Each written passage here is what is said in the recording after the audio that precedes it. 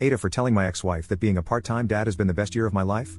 I, 36M, met my ex-wife, 33F, when I was 25. We fell in love, and the children came sooner than we planned, but it just happened, and I love the hell out of my children, 9F, 7M, and 5F. The first few years of our relationship were great, but then it wasn't. Looking back, it wasn't anyone's fault, we just became very different people. After 5F, our bedroom life became non-existent. It felt like, for my wife, the purpose of being intimate with me was done now that we have 3 beautiful children. After 3 years, we started having intimacy again in the form of mercy rub and tugs in bed. It wasn't enough for me, but she told me that she was tired and busy with 3 small children. I was tired too, but I was more than prepared to make an effort to plan and make time for romance. I had a vasectomy so my ex-wife didn't need to take unnecessary hormones because we were done having children. When it started affecting our children, seeing us very irritated and cold towards each other, I thought I should man up and pull the plug. We haven't been happy or intimate since before our second was born, and we haven't had real intimacy since we conceived our youngest. We should have ended it way earlier, but the guilt of breaking the children's home was heavy, until I noticed that our home was already broken, and my children aren't stupid not to see the sellotape we're trying to hold it together with. I asked for a divorce. Everyone told me I was insane and to think about the children, and it was very hard in the beginning, yes. I left the house for my ex while I rented a 2-bedroom nearby, and we started doing 1 week each.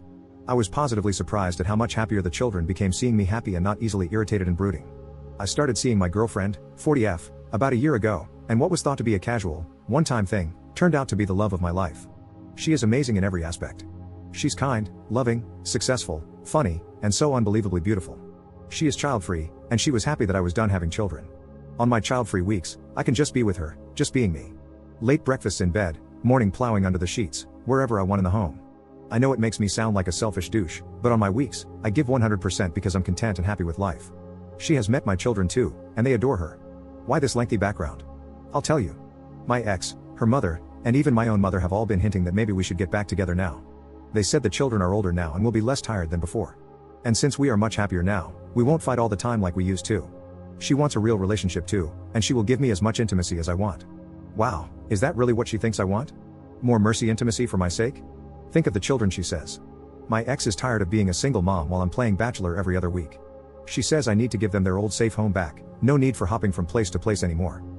While the guilt was nagging at me, I rejected her advances and ignored her in the guilt because I'm happy for the first time in years, maybe ever. That is until Friday, when my girlfriend came home crying. She asked me maybe we should break up, and that she doesn't want to be in the way of my and my children's happiness.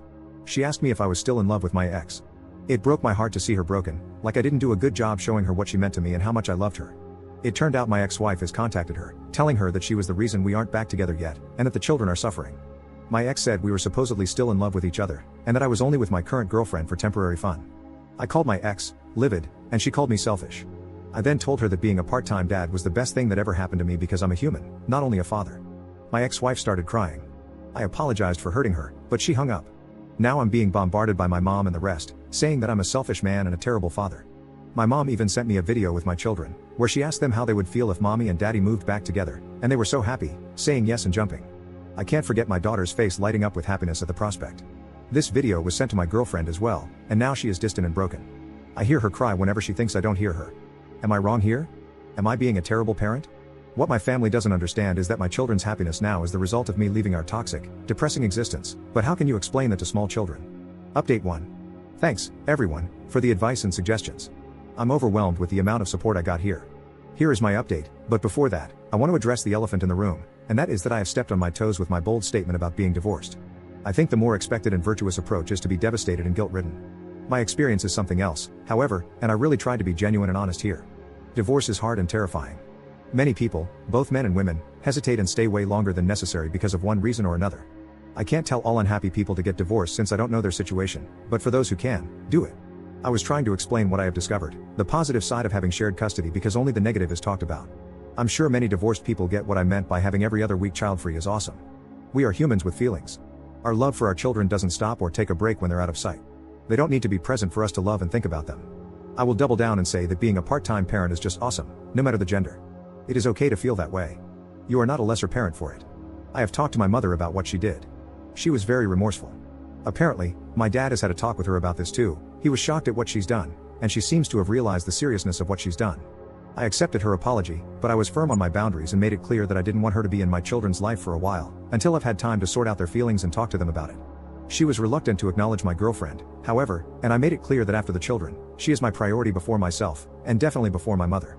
So how much she wants to be in my life depends on how much she respects my life and the people I love. I have talked to my ex-wife too.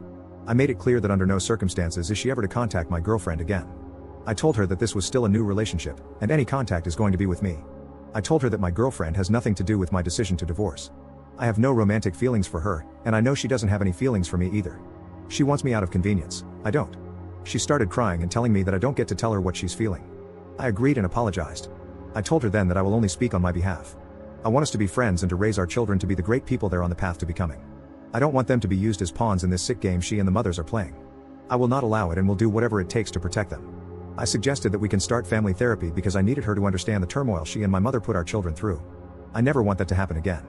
She told me that she didn't want my girlfriend to be in their lives yet because she didn't know her. Fair enough, but I reminded her that our agreement is that when a relationship is serious, that's when we introduce our new partners to our children. And this is going to happen eventually, so she better get used to it. I also talked to her about me not taking on her workload on her weeks, meaning that I won't be dropping by every morning to wake up the children and take them to school. She will have to start waking up in the morning like any other parent out there. Regarding food, I will still send home-cooked meals with my children on the weeks there with her because I know that I can't demand her to cook, but at the same time, I don't want my children to eat junk food. About me mentioning that her home is a pigsty, I know that my eldest daughter has mentioned that it wasn't always pleasant at mommy's house, but again, now I don't live there to clean, and I can't demand my ex to live in a way she doesn't want to.